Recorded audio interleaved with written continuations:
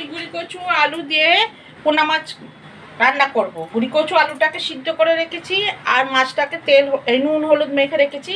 কড়াই তেল গরম হচ্ছে, এবার মাছটাকে ভাজতে দেব। মাছটা ভাজা হোক।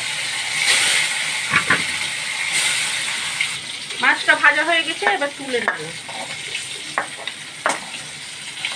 কড়াই 5 ফোড়ন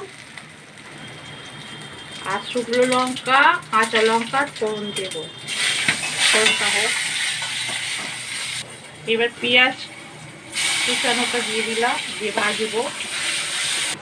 এবার গুঁড়ি কচু সিদ্ধ গুঁড়ি কচুটাকে দিয়ে আবার ভাজবো।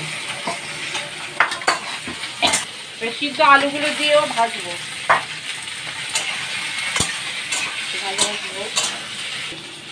এক চামচ নুন, 1 চামচ ধনের গুঁড়ো, 1 চামচ জিরের গুঁড়ো, 1 চামচ হলুদ দিয়ে একটু জল দিয়ে কষবো।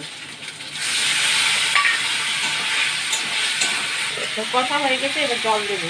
জল দিয়ে একটু চাপাবো।